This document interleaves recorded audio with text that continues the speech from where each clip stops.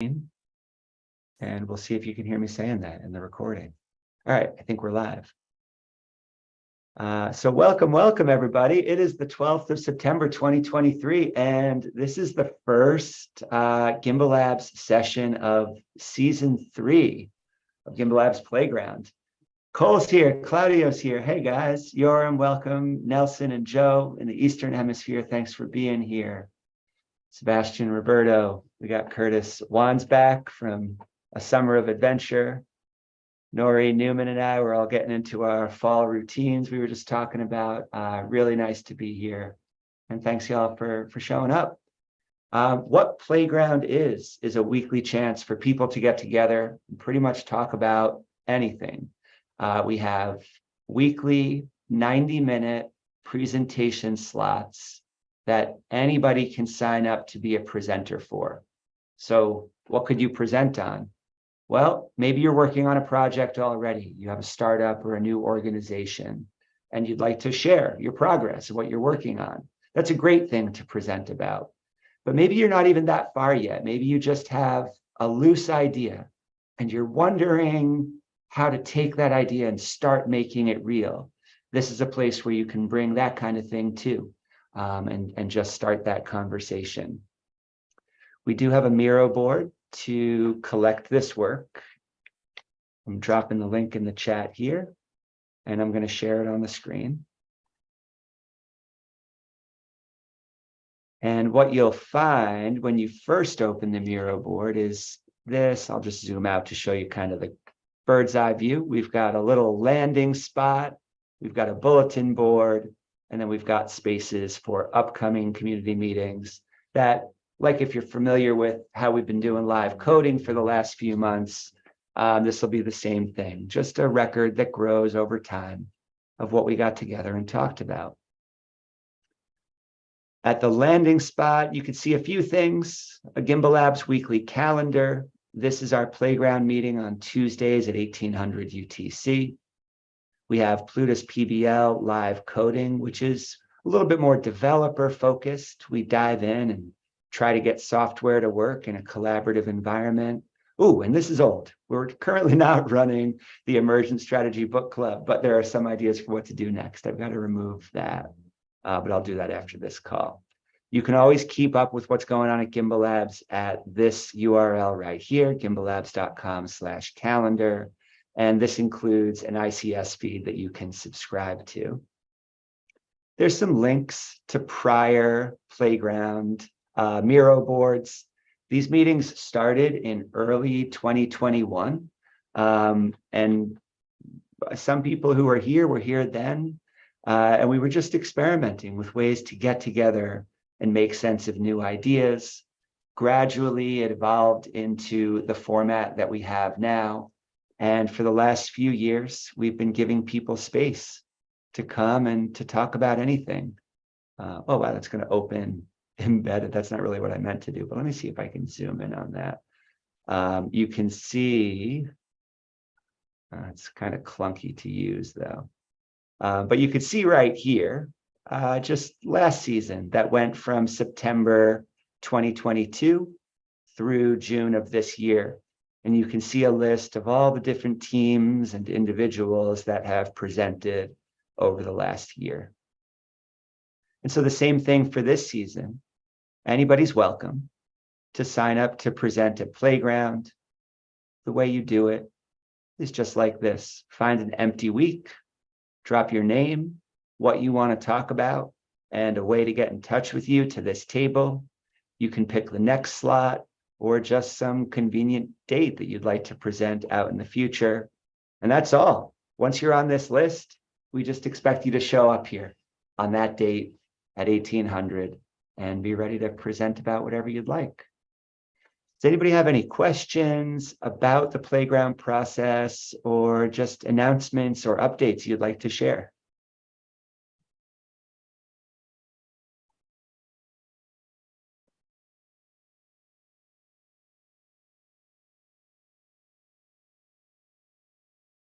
All right. Diane, welcome from Philadelphia. It's good to see you here. Thanks so much. Good to be here. Okay, so the agenda typically looks like this. We have a little bit of space just for a welcome, and we won't have to do this full review of what Playground is every week, but this will be what we can touch on at the start. But then we try to save about 75 minutes for presentation and discussion. If you're thinking about presenting at Playground, like I mentioned a few minutes ago, there's a few different things you can do. You can pitch a product, you can share an idea and get feedback. You can start a conversation. One of my favorite early Playground conversations was led by Kyle Johns over at Cardano Sharp, where basically the thing he wanted to talk about is that we shouldn't use the word wallet when we talk about crypto. And he just talked about what a silly idea that is. And it started a really fun conversation. So if you have a pet peeve that you want to talk about, even that could be a good topic for a presentation. What I want to do today is take us into Andamio. This is something that we've been building at Gimbalabs for a little while. Really, we've been building it since the start of running Playground meetings. What we learned from Playground informed the way that Plutus PBL launched initially in the fall of 2021. And then we refined Plutus PBL through several iterations in 2022 and then into this year. And all that we've learned through these experiences has served as experimental data for how we start getting into Andamio. The very first draft of the white paper was the first public draft of the white paper was published at the end of last week, and there's a link to it right here. And there's a video that Roberto published last week to illustrate some of these ideas. So what I wanted to do today is first share this video, go through a brief slide presentation, and then jump into a conversation focused on this question right here. What role can student learning targets play in a distributed ecosystem? And when we get to that question or that discussion, we'll talk about that question, but also we can practice writing our own learning targets that can start to serve as agreements for things we might want to do here at Playground or with Andamio, or if other examples start to come up, we'll have the chance to do that too. So now I recall I have to start sharing, I have to share video at the time I start my share. So give me just 1 second to do that again. Share sound. And now let's do the Miro. And I'm going to play this video right here to start. Just give me a thumbs up if you can hear the sound. Gimbalabs has been onboarding developers and projects into the Cardano. Gimbalabs has been onboarding developers and projects into the Cardano ecosystem for years, and this work has led us to identify some problems. First, we are still living with education systems designed during the industrial era, and they are not well suited to prepare people to solve the problems we're facing now. Second, often when organizations grow, they lose sight of their original purpose. What is asked of organizations to grow does nothing to further the very purpose for which they are built. Often, these organizations become bureaucratic, profit-seeking vehicles, and generally, this happens in detriment to their focus on problem solving. Third, it is not enough to educate people and make organizations nimble and agile. We must also create and cultivate community. We need to incentivize collaboration and build trust-based relationships. We can find evidence of these problems all around us. Management complaining of skill shortages. How does this make sense in a world with a population of 8 billion? How do we make sense of unemployment then? We also see trillion-dollar corporations amassing valuable resources, even while existential threats to humanity remain ignored and unaddressed. We live in the information age, yet finding a reliable source of truth has never been more challenging. Why aren't we collectively tackling climate change, sustainable living, poverty, slavery? Well, if you're thinking, how could we possibly tackle such massive problems, then you know firsthand that our systems need an upgrade. People have a long track record of solving huge problems. Why should that change now? The problem is in how we operate and the systems that constrain us. We have been conditioned to compete instead of collaborate, to comply and obey instead of nurturing our curiosity and critically questioning what is around us?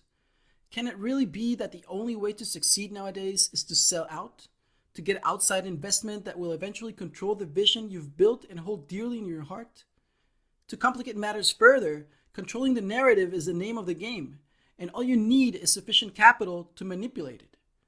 So, in the face of these seemingly impossible challenges, what can we do? The answer is simple. We collaborate. Andamio, which means scaffold, provides a framework that transforms education into a collaborative, inquisitive endeavor. We incentivize and reward creative and critical thinking. We motivate learners to achieve mastery instead of memorizing and repeating what's been taught in class or read in a textbook. We make it easier and lower the cost for organizations to find the talent they need to solve the problems they are tackling. We incentivize horizontal growth and reward companies that stay the course and focus on problem solving rather than profit seeking. We foster and cultivate community building, helping individuals build trust-based relationships through collaboration and communication, create reliable sources of truth within those communities, and provide the necessary space for that information to be shared with others. We built Andamio to help upgrade the problem-solving systems that people can use. Andamio puts project-based learning, educational methodologies front and center. PBL fosters deep understanding, critical thinking, and problem-solving skills through the completion of real-world projects. This approach places students in the role of active participants and problem solvers rather than passive recipients of information. Our Andamio learning management system uses Cardano blockchain technology to provide an immutable and traceable record of skill acquisition and contribution. This allows organizations and contributors to interact more transparently and objectively. Compare this to the current recruitment and hiring systems, which are not just incredibly resource intensive, but rely on arbitrary algorithms to filter the talent pool. The result is a suboptimal selection, thus the skill gap. Andamio also integrates an on-chain treasury management system. This allows organizations to reward valuable contributors for their work and reassures them that their time and effort will be justly compensated. Now, we know monetary rewards are ineffective in incentivizing the work required to solve complex problems. But what about skill building and gaining real-world experience in addition to financial incentives? This is the optimal mix needed to develop a win-win relationship between contributors and organizations. An added benefit for organizations is that this also efficiently surfaces talent that is actively engaged and motivated to solve the problems the organization hopes to solve. How do we scale this model? We decentralize. We use blockchain technology to integrate a governance engine in the Andamio platform. So each Andamio instance is a self-governed node. Each organization decides how to validate skill acquisition and approve contributions.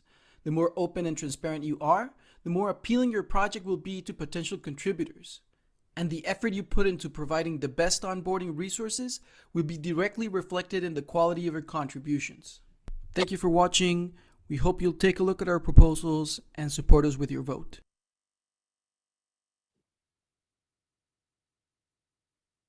Yeah. Thanks again, Roberto, for summarizing what we're doing here, for creating that one.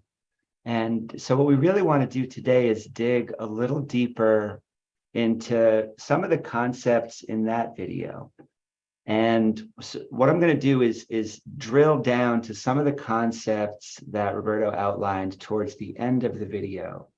This idea that Andamio instances are unique nodes in a network that can operate autonomously, but also have reasons to collaborate. So I'm going to just get a little presentation going here. And this is where we'll start. So we believe that decentralized innovation is going to be rooted in collaboration. We asked the question, what would have to be true in order for organizations to collaborate more effectively or more frequently in solving problems rather than competing? And what would become true if we accomplished that? If the stance of one organization to another was not so much, how am I going to win, but how are we going to solve problems together? As you saw in the video, we framed 3 problems, and these problems are in the introduction to the white paper. We go into depth in each of them. So this is how it's framed for the education problem.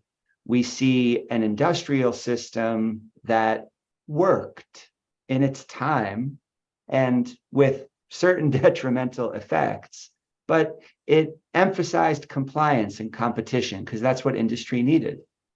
Now we need education systems that emphasize mastery and collaboration. So what would happen if that was the focus of education? Similarly, with organizations, we believe that organizations should exist first and foremost to solve problems. So when organizations scale, we see empirically that often they focus on survival, sometimes at the expense of problem solving. So what if that bigness, right? What if that growth was seen as necessary only when it meant we could solve bigger problems? And finally, the Oracle problem. This is a blockchain word, but it also is a word that has a storied history since for millennia. But in the more recent iteration, we know that oracles allow us to see true information on a permanent ledger. And this addresses this problem of who knows what. When we're confronted with too much information, it can be hard to make sense of it. It can be hard to decide to trust it. And so what would happen in a world where people always had enough relevant, trusted information to take action and to get involved like they want to? So with these problems in mind, which once again, you can take a look at the white paper to go a little deeper into, and all of which we're going to dive into in a discussion starting in just a moment, we're building Andamio. It consists of a framework for project-based learning, a set of smart contracts that some of you are familiar with from prior iterations of the Plutus PBL course, a set of off-chain code and UX UI libraries for interacting directly with those smart contracts, and a governance engine. But at the end of the day, all of those are means towards an eventual end, which is a network of organizations that can collaborate to solve any scale of problem, even the ones that might seem out of our reach right now. The network, as you saw at the end of the video, consists of a set of instances, and this is unique. Andamio is not built like a Web 2 social media platform. It's not built to lock people in to a single account in a single database. It's built for organizations to set up an Andamio instance if that instance is useful, and then to connect those instances to each other in a way that allows problem solving to scale. So one question is, what kind of oracles do we need to support that kind of collaboration? So let's define oracle for just a moment. In classical literature, an oracle was seen as a source of wisdom. But I didn't know this until recently, when Alan Turing was inventing computers, essentially. I guess Ada Lovelace invented computers, right? But Alan Turing played a big role in pushing things along. He had one concept of a decision-making machine that could always follow a set of pre-programmed instructions. And that's pretty much what we have today. But he also defined something called an O machine or an oracle machine. And basically all he said kind of cryptically about the O machine is that it can't be a machine. So it kind of left us with that mystery to investigate together about how we build oracles into computerized systems. And then finally, when it comes to the blockchain era, we have a working definition. The one on the screen right here is probably not perfect, but in general, we need oracle systems that can provide verifiably true information to a blockchain from the off-chain world. Think market data, think weather data, perhaps, or think about, as we will today, data about what different contributors might be able to contribute to a given organization that's sharing a network. The question we want to look at together is, could student learning targets be the atomic unit, the core building block of those oracle systems that support people in organizations to work together? In our white paper, you'll see a few different books referenced, and there's a growing works cited list. But this one jumped out at me as we think about the role of project-based learning and learning targets. Could it be that an organization is nothing more than a series of projects? Right? What if the only reason we had to build an organization is so that we could complete big projects together? Would this change our view of organizations or corporations that take on a personhood that is often, more resilient than human lives end up being? Could it be that we can create a world where it's just, hey, look, we've got projects to do. We organize enough to do those projects, and we maybe make a bigger impact than we have before. So with that in mind, I want to take us into a discussion of learning targets, but I also recognize that I shared a lot right here. I went straight from the video to this slide presentation. So at any time today, some of you are familiar with Miro, but if you're using it for the first time, feel free to add a sticky note anywhere on the board. If you have a question about one of these slides, you can just add a sticky note like this near a slide. Okay, you can also add them anywhere else on the board, like this, or like that, or like this. Before we move into this conversation of learning targets, I want to pause.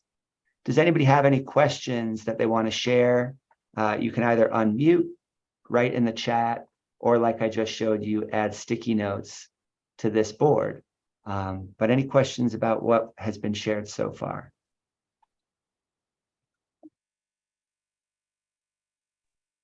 Maybe defining what is a student learning target?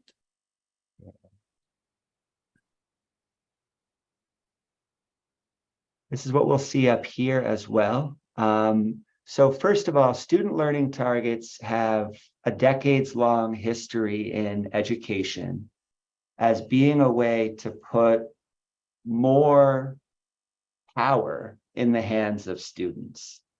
Okay. One critical thing to know is that they are written as I can, or I know, or sometimes you'll see I understand statements. And these words are not chosen lightly. The phrase I can is built into project-based learning, and it's illustrated directly in every learning target we might write. What's the goal of a learning target? It's for a student to say, I can. That's our goal. We want people to know and be able to do new things. There's a really good online book from Expeditionary Learning, or EL Education. It's linked right here. And this is just the beginning of it. And so I just want to turn your attention to this quote from a student who has had the experience of learning in this way. The seemingly simple work of reframing objectives written for teachers to learning targets written for and owned by students turns assessment on its head. The student becomes the main actor in assessing and improving his or her learning.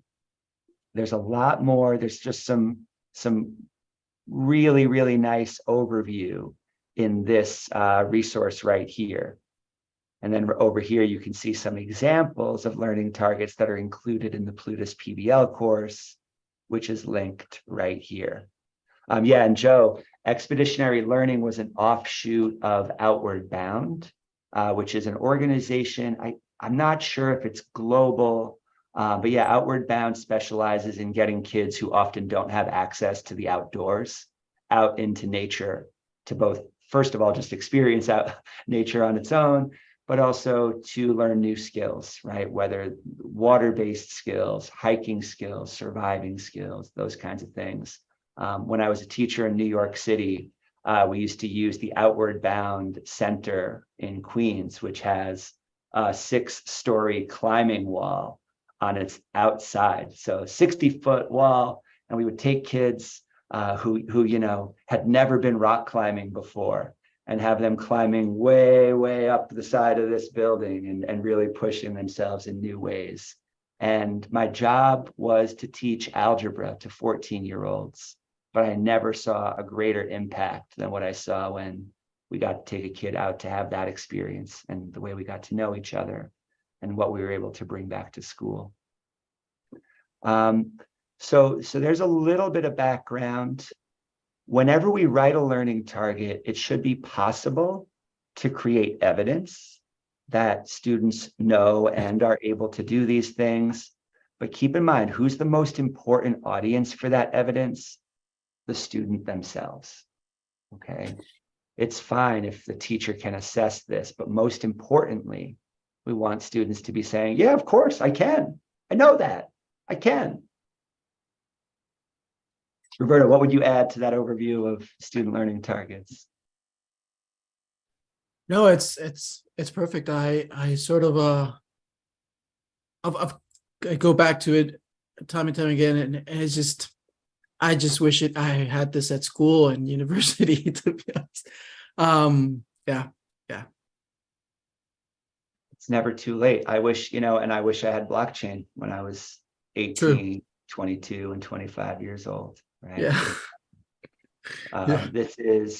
It's Roberto and I were talking yesterday. My experience as a teacher and a Cardano enthusiast is that PBL and learning targets and Cardano actually have something in common. It's that it's kind of hard to get people to understand the concept at first, but once people get it, they usually don't go back. They're like, oh, no, that makes sense now. Yeah, let's use that. And it's kind of a neat, it's kind of a neat way to think about what we're really trying to do here is use this opportunity of onboarding developers to a new ecosystem to also maybe reconsider education a bit at the same time and try to give these ideas a bit more broad access.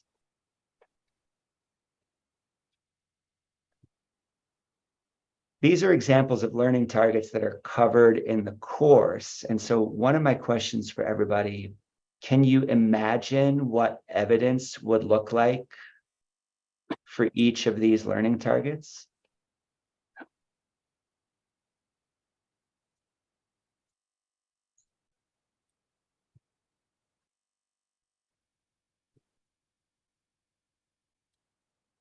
So I can imagine a evidence for a 203.4. I can contribute to new standards in this development ecosystem to be some sort of maybe a what is it, pull request, or no, it's a, yeah, some sort of comment in a standard in the Cardano improvement proposals repo.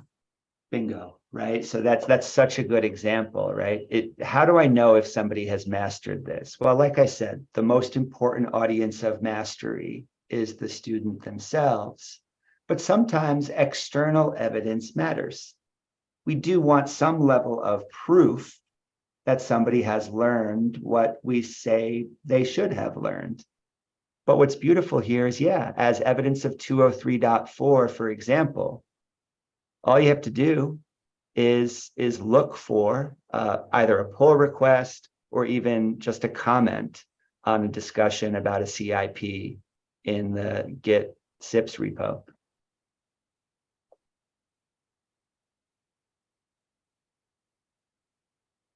What other questions does this concept of student learning targets raise for everybody?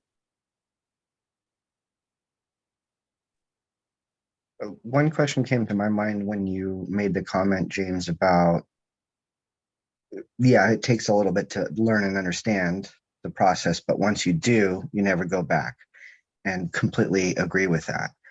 But I'm also aware and cognizant of there's many people out there that want to be told how to learn, want to be told what to do. They don't want to have to necessarily think for themselves and spend that additional effort to learn something like this.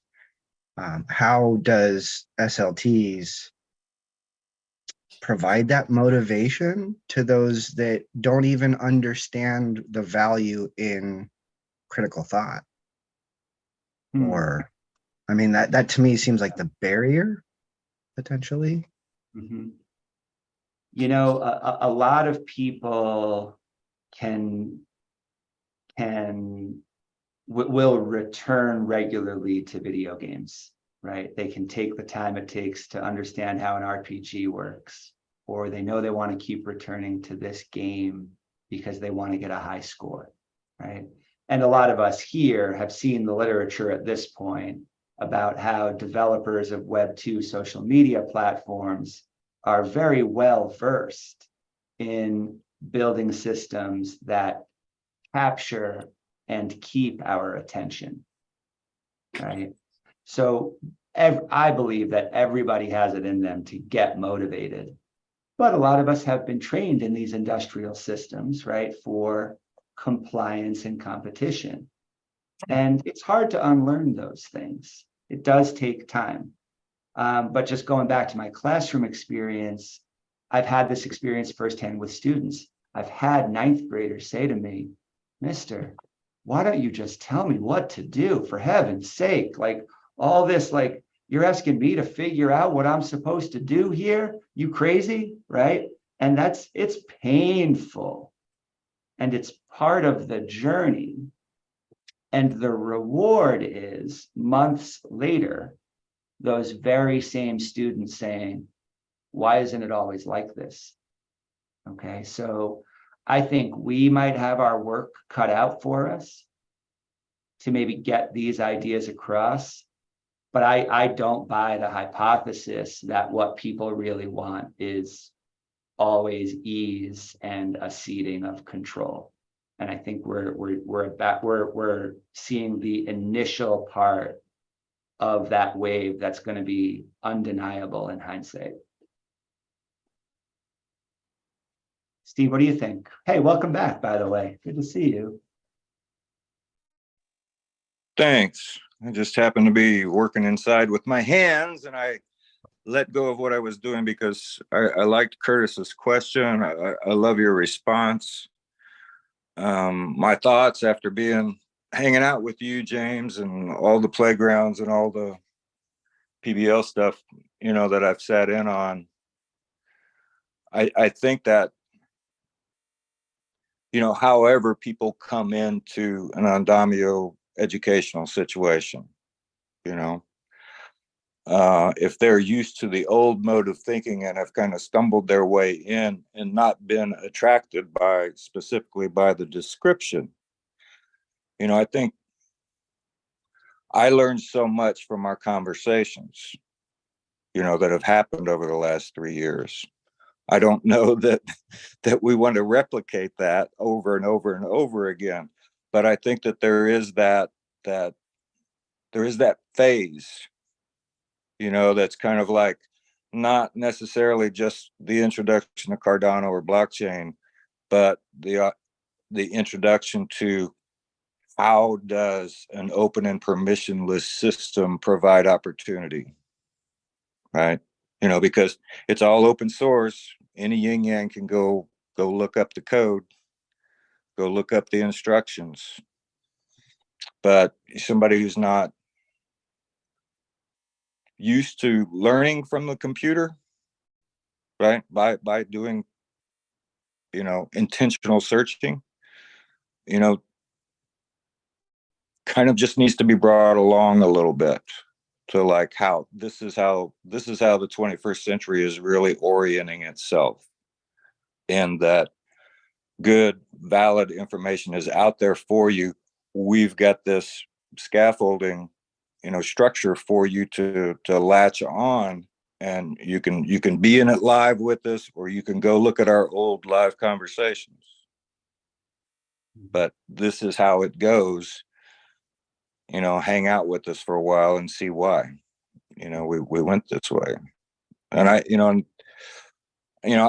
I think so much of, most of my time is imagining myself as somebody in my early 20s in Nigeria, or wherever in Africa, thinking, I don't like the way things are. How can I get out of it? How can I change it? And so I think, when I think about Andami, when I think about PBL, I'm thinking about what does it take for some kid from some village, some place, to want to, get his fire lit, to be curious enough to go ahead and go through the pain of learning those initial steps of how do I find this information, and those things are, that's where the future gold is. That's where the future money is. That's where the future changes in the world is, and I think that if we can light the fire in enough people in these other areas of the world, we will turn the Western world up on its head, because they're going to think about it differently. It's really hard for me to think differently. I think the same shit every day and get bored with myself because I want to think differently, So anyway. That's really good. Well, and kind of on that point, like we know what it feels like to need to talk about this stuff, right? We've encountered together ideas over the last few years that the only reasonable next step was to be like, whoa, I need somebody to talk to, right? That's also a part of learning. That's part of collaboration. That's part of the beauty of when we learn by projects, we're just more likely to bump into those things that we just have to talk about. But on the other hand, at a certain point, you get to this stage of being like, okay, talked about that idea enough for now, right? And now I'm ready to go do something about it. And that's why the sustainability of providing spaces for conversation is a hard problem, right? People don't have an infinite capacity to be the facilitators of those conversations.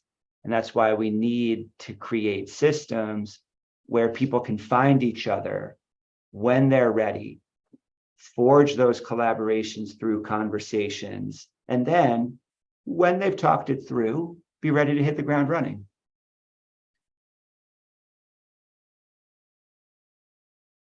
I wouldn't trade anything for the amount of processing ideas we've been able to do. Yoram, your hand was up. Yeah, it's always tough to be after Steve. Welcome back, Steve. Good to see you here. I think there's different instances of learning, right? Some and different things that you are going to learn also. So people have a motivation to learn something, and then right, it's the way the learning is being promoted, and yeah. So my point is that there is a motivation to learn something, and then you just because of this motivation, you get into this model of learning that was provided, right, from the first place. So you kind of flow into that. Might be an instance being created, why you should start learning project-based learning as a course by itself, right? But what I'm saying, there is some kind of a voluntary objective to learn something when you come to one of the Andami's offering that would be offered through partners, right? So, or different instances. So yeah, just to mention that part that it's not like in school, at least not now. I mean, if it will happen in a school, 14-year school, then there might be a preparation why project-based learning is the right way for you. Okay, or different timing process that you can jump in later or 1 month after you see the other student doing well. But if it's open in other instances, you want to come and learn something, and that's the process that is offered. 100%. And similarly, Nori says in the chat, I was thinking that with enough variety of offerings and modalities instead of barriers, there can be multimodal learning opportunities that cater to different learning modalities or styles. Gamifying some content might attract those who are not motivated by education, but would not mind learning while playing a fun game, for example, right? And that's actually a critical point in relation to these learning targets. I hope you can see that these show the target, right? The place we're trying to get to. I can do this thing. How do I get from where I am to that point of I can? There could be a variety of pathways, right? So there might be a variety of different ways for somebody to learn how to add metadata to a Cardano transaction. Some people already show up with a reason. Oh, I need to know about metadata. Yeah, that's enough motivation for me, right? But others, they might need to see some context first. It could be a game. It could be an adventure, a scavenger hunt, learning. It could be looking at something somebody else built and wondering how it works. There's a lot of different ways we can start somebody on the journey to learning something. And we also have the flexibility of saying, well, does every person have to master every learning target? And of course, the answer is no. We also discover what we're most interested in and what we really want to focus on by having guideposts like these. Roberto, what do you think? I think something that's important to recognize, and that's, I think, very, very powerful about PPL methodology is that curiosity is a very, very big motivator. And I think that's one of the, like, I remember very clearly when I fell in love with the Gimbalabs, the Pluto's PBL, and it was in the 204, I think, is when you need to lock the tokens and the contract. And I still don't know anything about Haskell, but I knew it could be done because it was there. But there's a big piece in the middle that's missing, and that's what you need to find out. So it was a challenge, but you're sort of comforted by the fact that it's there. If you work at it, if you keep at it, you'll find it and you'll get to it. And the curiosity is what, first of all, having the supporting framework that you can go to hell with this, let me just think about something else, and know that you can come back with it. That's the other thing I like. It's really the fact that it's self-paced, that it's your project to build as you want. I don't know if that's going to be always the case, but just the fact that it just, you want to find out how to get there. That's the whole thing. If you can take people and show them this is something that can be done, and these are the tools to do it, figure out how to do it, we can help you along the way. To me, that's an incredibly powerful motivator, because we're all curious. I think we're all very, very curious about almost anything. You always want to find out. We just don't have the time, or we just don't have the resources. There's no one there to help you learn, which I think is something that's also incredibly, incredibly powerful about live coding. It's just the community that comes together, and you feel in a space where you're safe to share and learn together. We're all in the same, or if you're not, I don't know why, but there's this sort of willingness to sort of help each other out, which is exactly why it's not competitive. So I would say that the most powerful thing about student learning targets and the I can and I know statements is that it really drives your curiosity. The methodology and the student learning targets, it really piques your interest by just letting you know that it's possible and that you have the tools at your disposal to build it yourself, or to accomplish or understand or master whatever it is that's presented to you as an opportunity, pretty much. Love that. Joe, hey. Hey, I'm just, so this is an introduction for me to project-based learning in this context.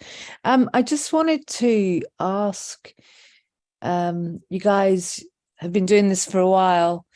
You have some edges of the paper. I'm a designer, so I always think of, what's on the page, right? There are some edges to the paper here, because even though the student is literally centering the experience around themselves, to facilitate this, you still need materials, and you need to, signposts, as you said before. You need to be able to know where to point people. So what is the part that the facilitator, I don't want to use the word teacher because it doesn't feel like teaching, but what part does the facilitator play in this, in the experience? Is it just as asked by the learner? Yeah, I wonder if you could say a little bit about that. Oh my gosh, I love that question. Okay. And this is actually going to serve as a bridge to get us into a deeper discussion here and maybe start trying to write some learning targets, but to think about these questions. But to start answering your question, I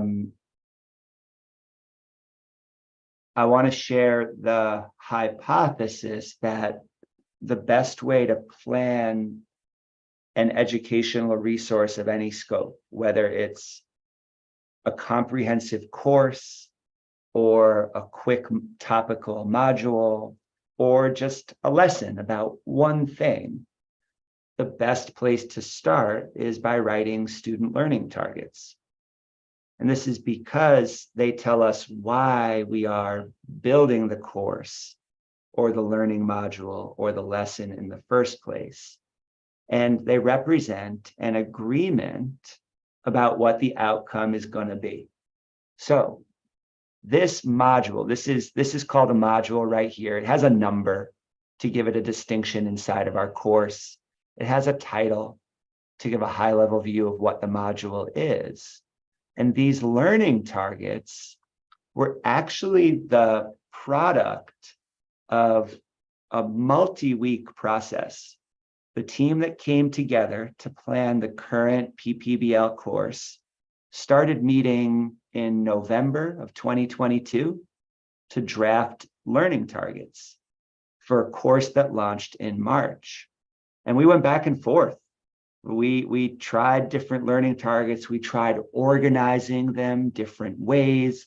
We wrote probably 3 times as many possible learning targets as what ultimately ended up in the course.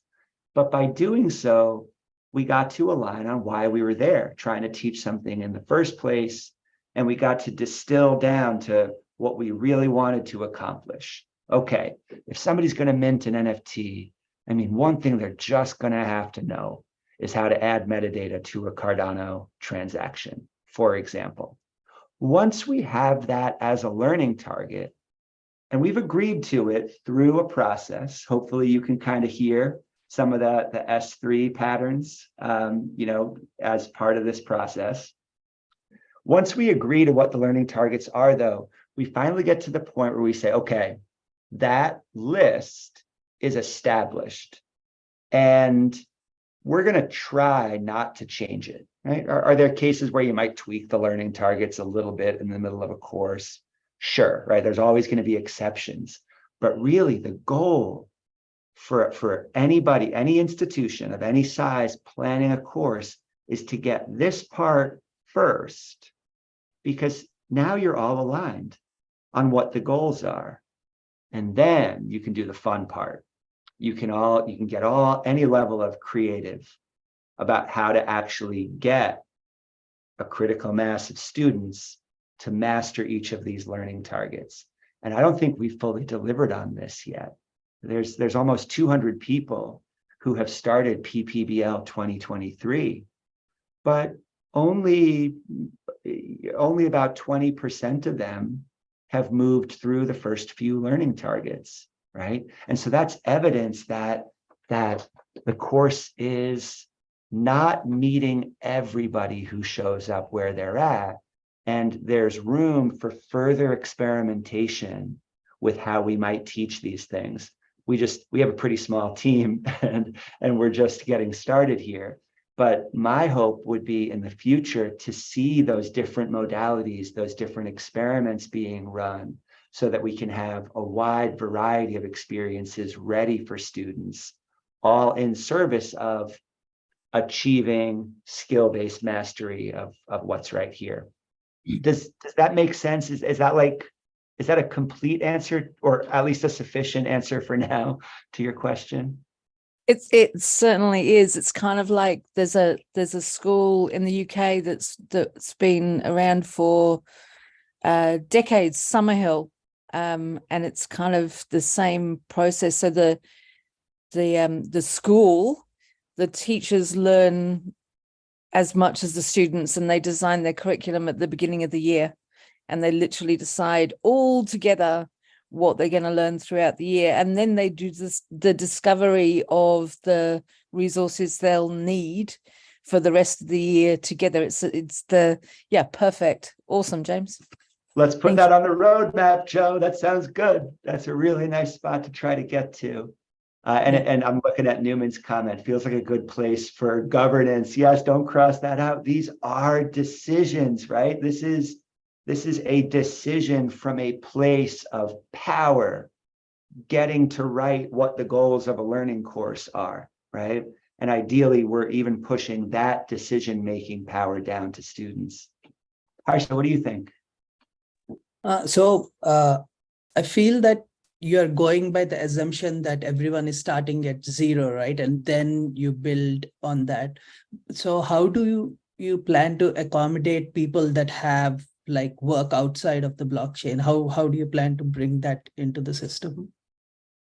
Okay, so that's actually such a really good question for us to, there could be a whole playground session about that, but I'm going to tell you here's a controversial possibility. Okay, and you're a PBL student, so I wonder what you think about this.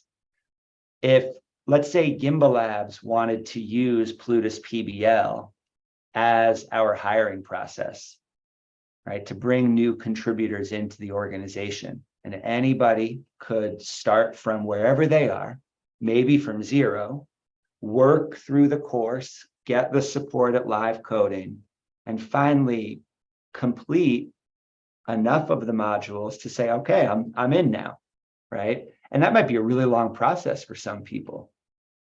But what if we said, hey, the only qualification for becoming a full-fledged contributor at Gimbalabs is you have to complete module 204. And if you can do that while skipping over everything that came before it, fine by us. How would that feel to you as a student? I think that makes a lot of sense. I mean, I wouldn't know because I am starting at zero, but I'm guessing there would be people who start like at a higher level, and then that makes a lot of sense for them, I would think.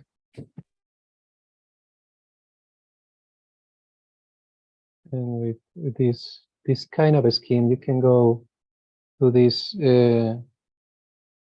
companies where they give a F about credentials and documents and academic grades, and their focus is skills.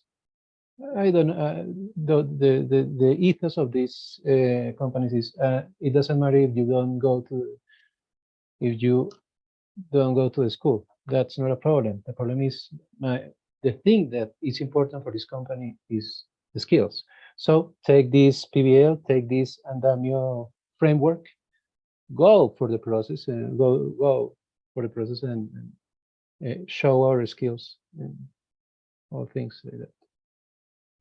And we are talking about these companies, these big giants, Tesla, and many others in this line. So let's keep those many companies or organizations in mind for a moment and connect this to what Joe asked about, right? Like what does the learning experience look like? What I shared about the role of student learning targets, the flexibility of who does what, and then also Newman's comment in the chat about maybe the writing of learning targets is a governance or a design decision. If we take all of that, here's the question that we've been tacking towards today. I have a hunch that learning targets can serve as the interface that allows independent organizations in an ecosystem to collaborate better with each other.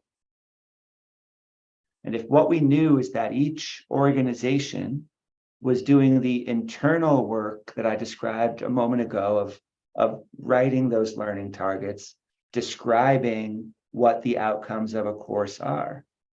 If there were other organizations doing the same thing, is it possible for those learning targets to be the point of commonality that any organization can share with another to send the signal that, hey, over here we know how to do these things, and over here we know how to do these things. And because we know that our skills are complementary, but maybe some of them are unique to each other, this is what gives us a way to start collaborating, right? By combining the different strengths of these organizations. Do you think this is possible?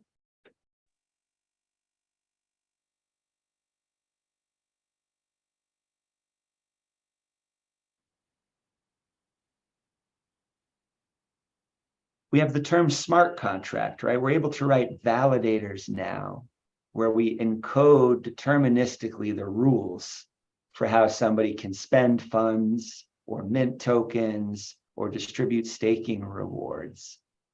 Could learning targets serve as that contract between organizations that might want to collaborate?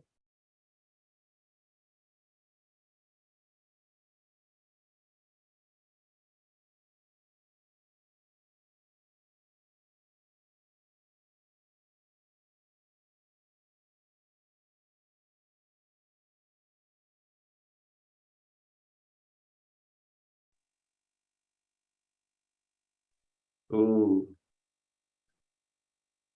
Steve's hands up, and Newman, I want to hear why it's an Oracle issue. Who wants to go first? I was going to talk about something completely different than oracles, but I think oracles are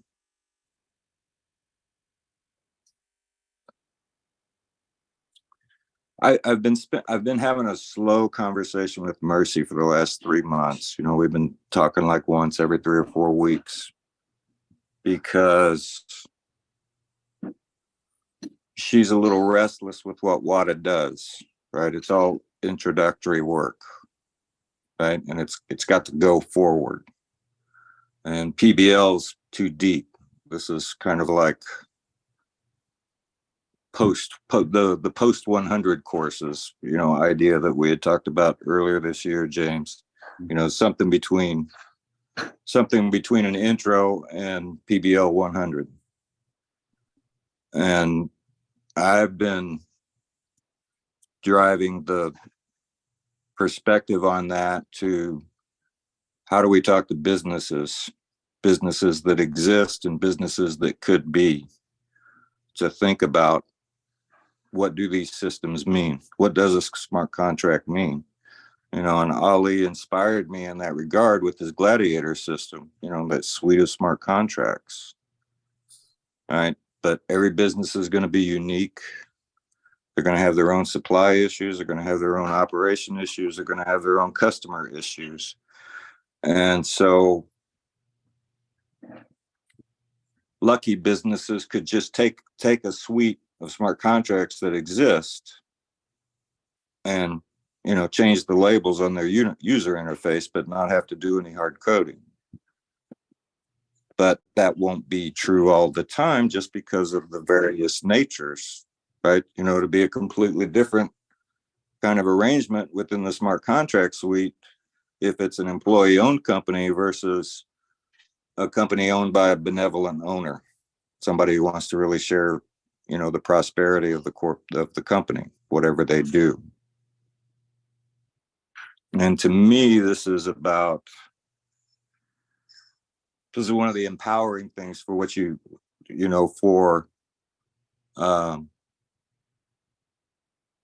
for a new student coming into Andamio, right? They know their situation.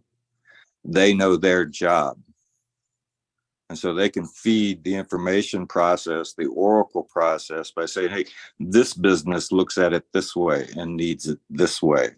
And the decision-making process has to be restricted to these parameters. right? And everybody coming in who wants to blockchainize their business is going to have that unique perspective. And so like all of a sudden they're a valued partner in this because they feed the overall information pool about how these things can be done or what the problems are that need to be solved for it to, you know, actually happen. And to me, you know, like the more this happens, the more interesting Oracle services start to become, right? Because you start to accumulate a lot of information that can help anybody anywhere if we categorize it and collate it correctly. I hope that's on point. I feel like I'm rambling now, so. I could Yeah. pick that up. I could pick that up. Take it. I think what you're talking about is like the needs of the different stakeholders. And I feel like that in my mind is the Oracle to sort of say, I guess it's verifying, you know, or to specify like what it means to them. Like this is what write a smart contract means to us.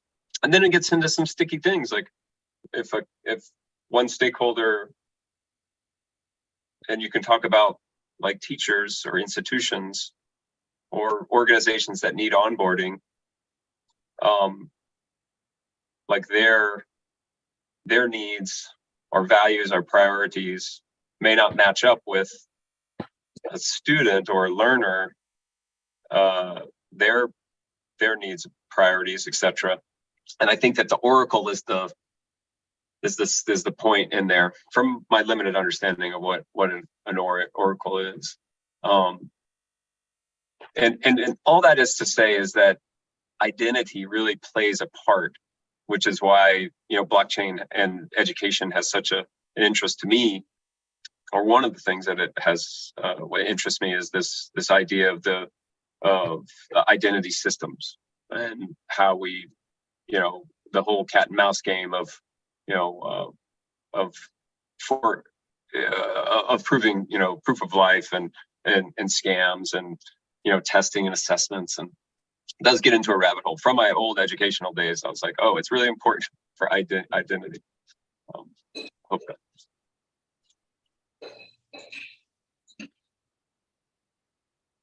But I guess student learning targets are personal, and there's an agreement or a contract made between, just for example, in the Plutus PBL, it's just, I look at those student learning targets and it's like, yeah, I can agree with those statements. I want those things. Then I make an agreement to invest time, and there's a contract sort of established. And it centers around, you know, my need and the other's offer.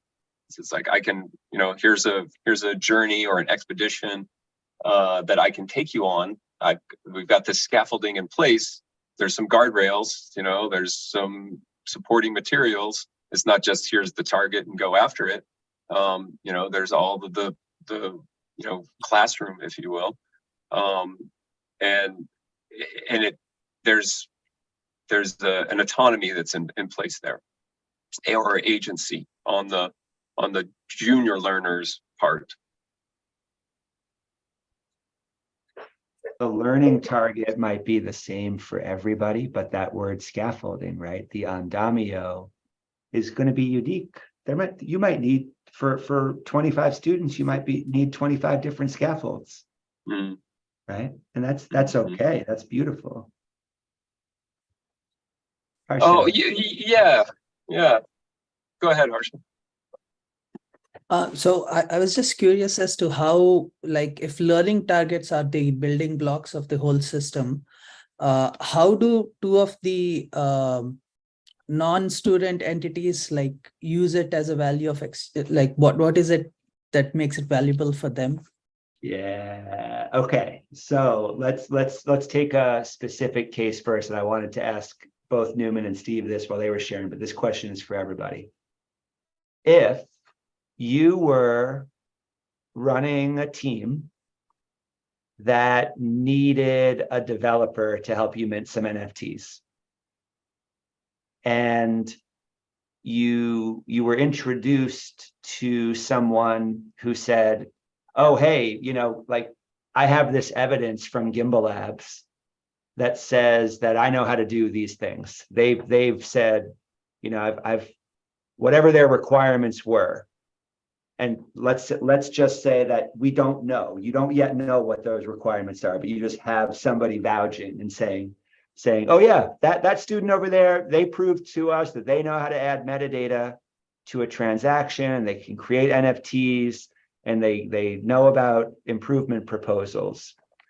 Would you be willing to hire that contributor to work on a project?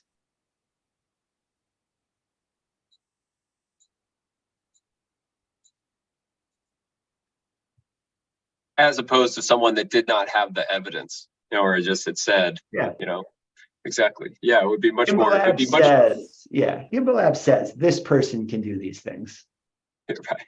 And then it gets down to trust of the, of the verifier and the credential. And it's just, and this gets us into, institutional sort of trust. It's just like, oh yeah, I have a degree from so-and-so college, or I have a degree from a college that you don't know about, or I have a degree from, from college in a town or a country that you don't, it's, there's all sorts of ways. But I love the idea of building out a portfolio and putting the learners front and center, saying that they really do know it, and that they are have tasks where they prove it to themselves. Because I think that's the big part of the expeditionary learning, is that they know themselves, the students understand themselves, that they know how they're that they've achieved mastery. Because they've sailed their boat over to the next island and back, or they went on their big capstone exercise, or they finished out the big final boss project. So it's institutional trust and trust within the student confidence. Yeah. And do the institutions get to add data to like the building block, which is the learning targets? Do they get to add to that?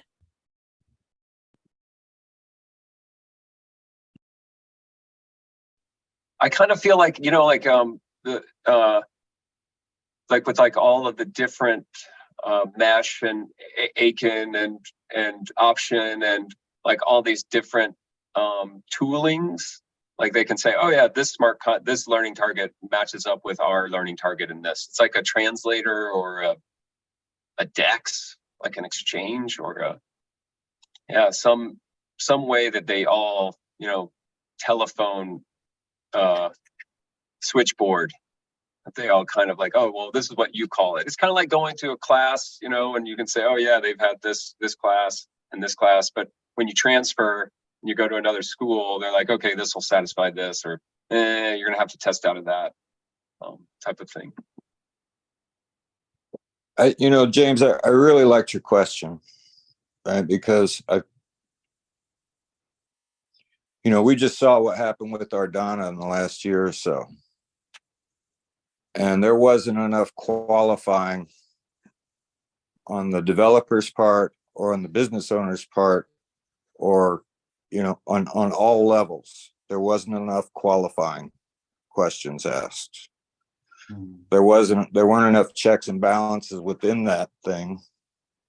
And so like with your theoretical thing, you're a guy and you want to get in the blockchain, and there's this school called Andamio, and there's this somebody that has the time and wants the job, and he's achieved all the learning targets. As we all know, wrapping your head around the concepts of smart contracts validators and all of this stuff, all of this really kind of technical stuff. You've got to have thought about it a while before you start bringing your business onto it. And before you can know whether or not some new coder actually knows what he's doing. Because he could run the Chat GPT and get a whole screen full of code, and it, you know, it looks like Chinese, but hey, this guy says it's good. You know, so there's going to be a lot of pain over the coming years from people who naively jump in with their business, and there's going to be a lot of pain for programmers who are just looking for an opportunity to write code as good as they can. Whether they're good or not, it's not even the question. Is the code that they want to write actually compatible with the guy who wants to pay them? Because how does he know that the guy knows enough about it to even bring his business into blockchain? Right. This is hard. This is hard. Right. Could we say that in order for you, you know, just imagine some dev shop, like, I don't even want to say Gimbalabs or anybody that exists, because maybe this might be a foolish way to do things, but could it be that, you know, some blockchain dev shop has learning targets for potential clients and will not even talk to you as a potential client until you've proven that you understand a couple of things? Now, that course wouldn't be as comprehensive as Plutus PBL. Plutus PBL has, you know, 14 modules and maybe 100 learning targets, right? You might only need one or two one or two modules with a handful of learning targets, but a little something. There's a couple things. Hey, you as a possible client, there's a few things that we expect of you before we even start this conversation. Exactly.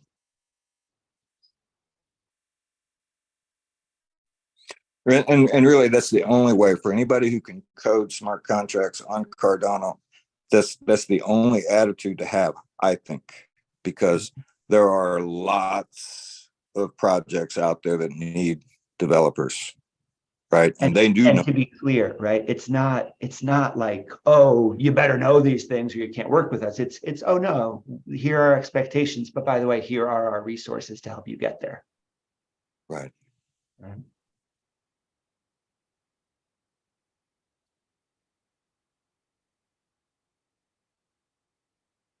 So I would really hope, you know, if there's anybody from Mesh on the call here, that the Mesh team would accept Gimbalabs saying that these people know these things, because we know each other.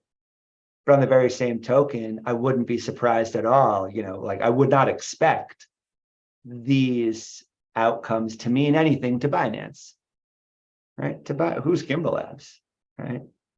So those spheres matter, right? And so now we can think about going back to this concept of Andamio as a network, and what we are going to build. Anybody who wants to, together over the next few years, is a network that has enough of a reputation that when you are a part of it, it matters, right?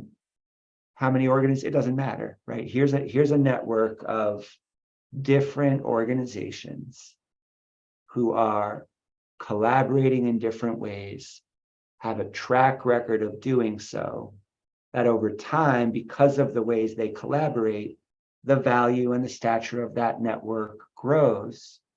And why is it growing? It's growing because people in that network need each other to solve bigger problems, right? So that's once it hits a certain size, maybe it would get the attention of some bigger fish, right? But it should only be judged based on its impact, based on its outcomes, based on the way we're able to say, look, here's what we said, people are going to know and be able to do. And over time, here's the evidence that it actually happened. Z, thanks for taking the bait.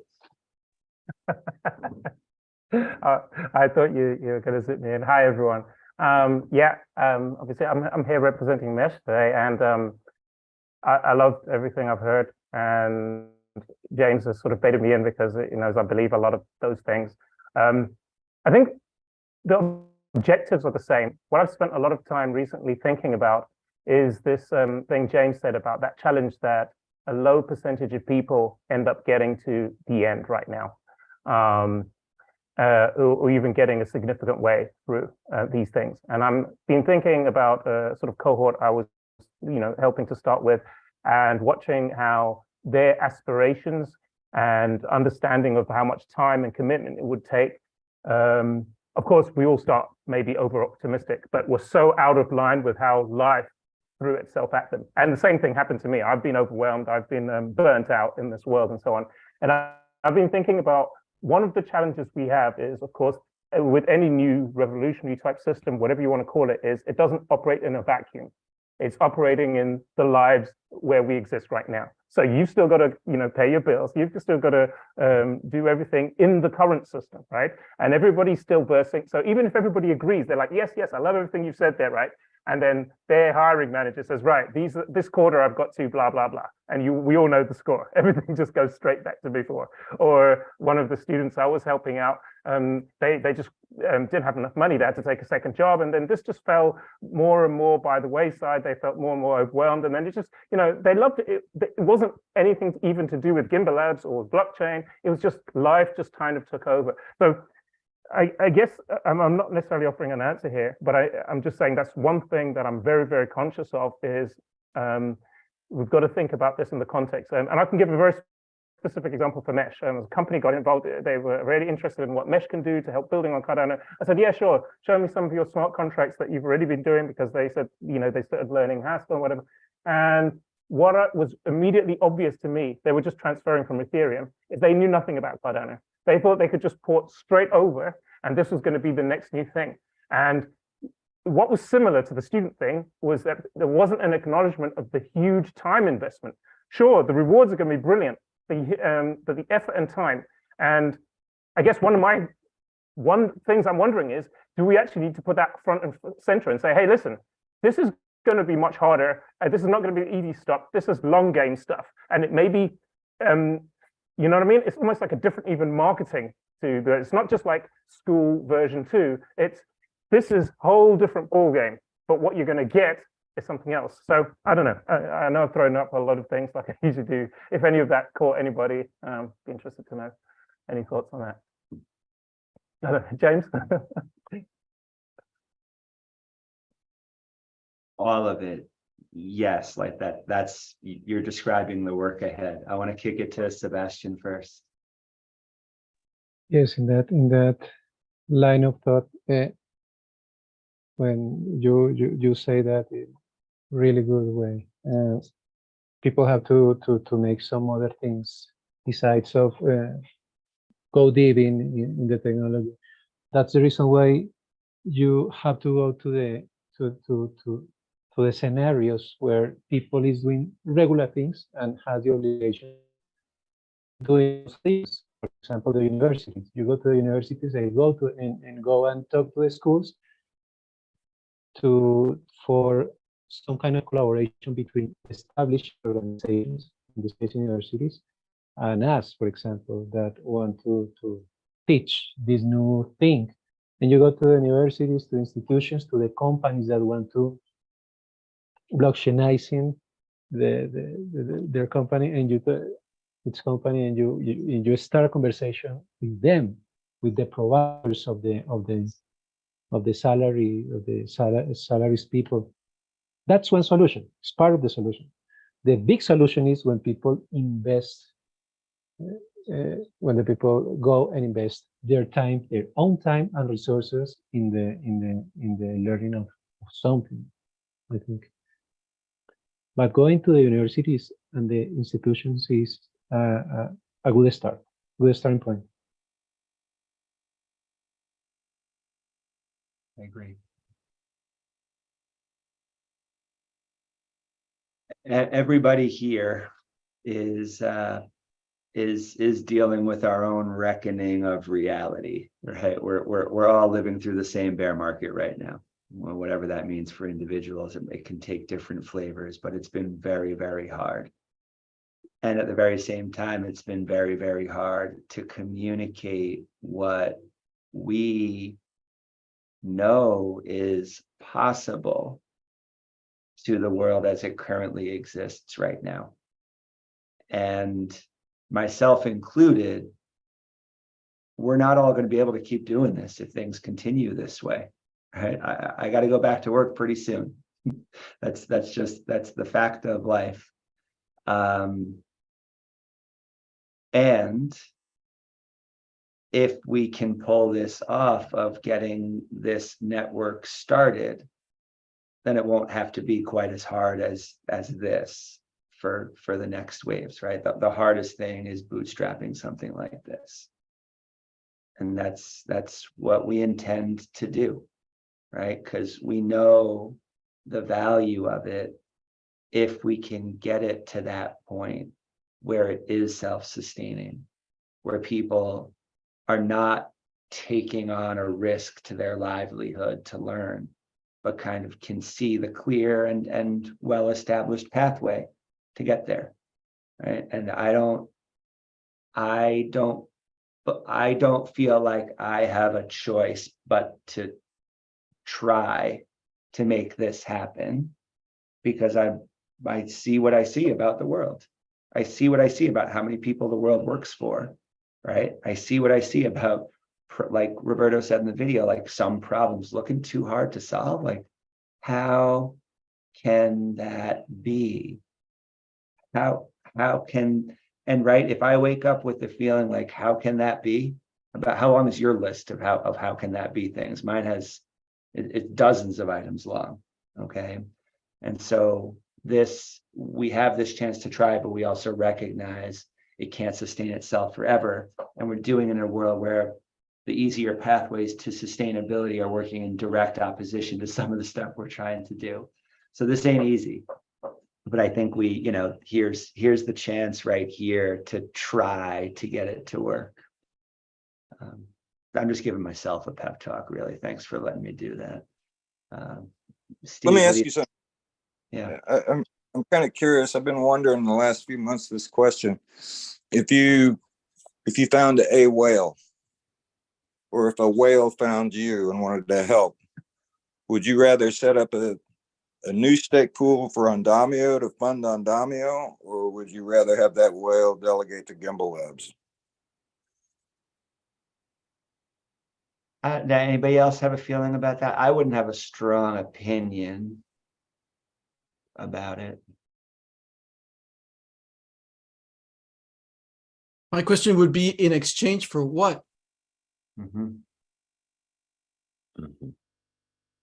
And I'm thinking similarly. This is all about sustainability, and if we can have a means to create revenue streams, or a safe house for a chunk of ADA to sit that we can carve off and benefit Andamio, whilst the whale is keeping happy because he's still getting his rewards, then that's probably a better long-term bet. And you don't want to be reliant on a single entity, so let's go find lots of whales rather than just the one, and they all stake or something like that. My question was based on the idea that a whale just wants a pool that performs, provides the staking rewards. It's one of my irritation with the whales. They want to see ecosystem growth, but they go to 1%, with their delegation or wherever they go, and it just seems to me that a little bit of logic and an opportune moment with one of these whales would be enough to, change some things for groups like Gimbalabs / Andamio. And,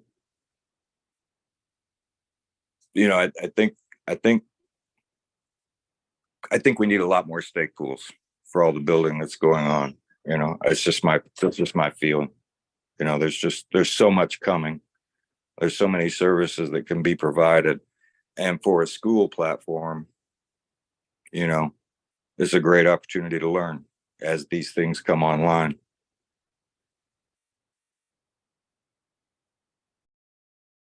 And there's tools we haven't touched yet, right? Like it'll bring us back to the tokenomics conversation, for example, to think about how to create a sustainable network. Z, what do you think? I actually was going to go backwards again because I wanted to be clear about one aspect of what I've been thinking about is that it's not all necessarily negative observation. Let's say 20% of the people get through that starting block. Well, I suspect it was a lower percentage of more people before. So maybe in this bootstrapping stage, this is exactly how it is. It's more difficult, it's more challenging, it's more new, and a small certain percentage has to go through, and we learn different things from that. Okay, how do we not necessarily make it easier, but how do we make it more resilient? How do we make it so that the right kinds of people at the stage we're at are attracted to make it build at the rate that it's going to be able to sort of, have progress the next time around. You see what I mean? So I think one of the things I've been dwelling on is maybe it's that simplistic linear thinking that makes it seem worse than it is. But when you're kind of realistic and I'm like, okay, yeah, we're in the system, it's like this, we haven't tried this before.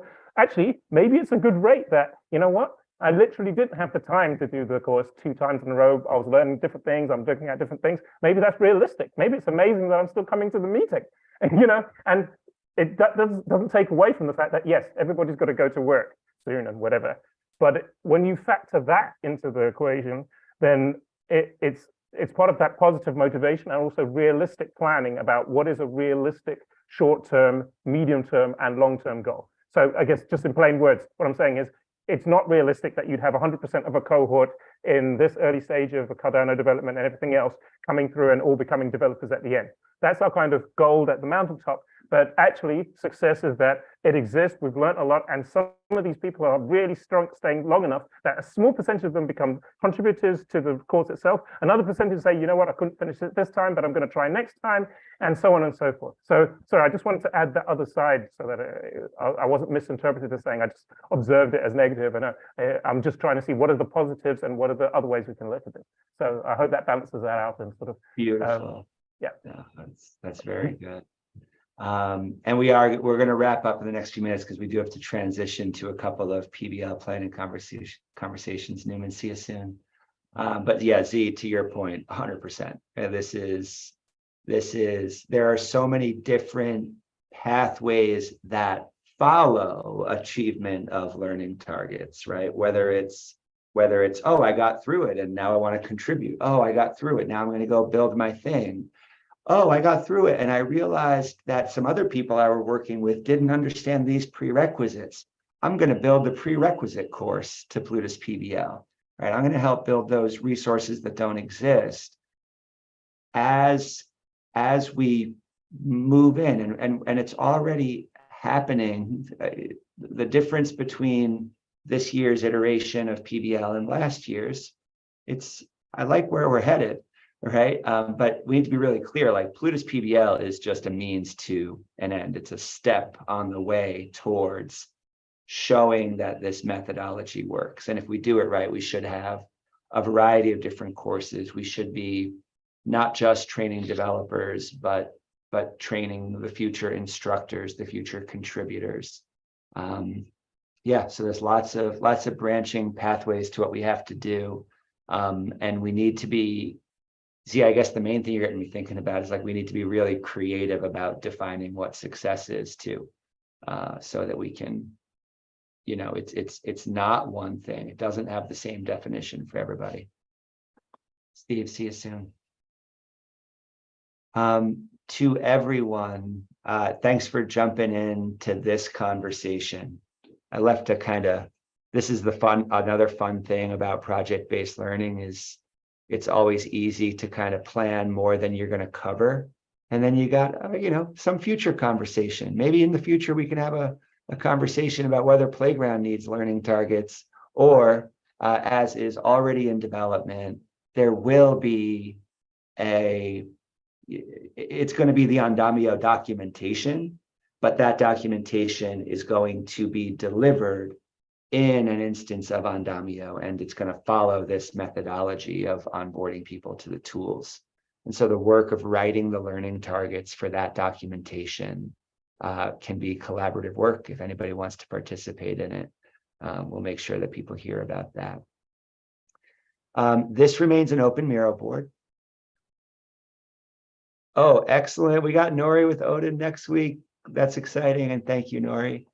And anybody else who wants to present at Playground, if you're watching this video later, the process is right here. If you're not sure if you want to present, we ask everybody just, hey, show up, come participate in one of these conversations. It's a good way to get started. And if you have any wake-up thoughts, or you watched this video, but you weren't here at the meeting and you want to add some stickies to this board right here, everybody's welcome to do so. We're going to go off air right now, but stick around for a little bit of PBL planning for anybody who wants to stick around for that. We're starting to have a lot of different students contribute. Thank you for being here and see you soon.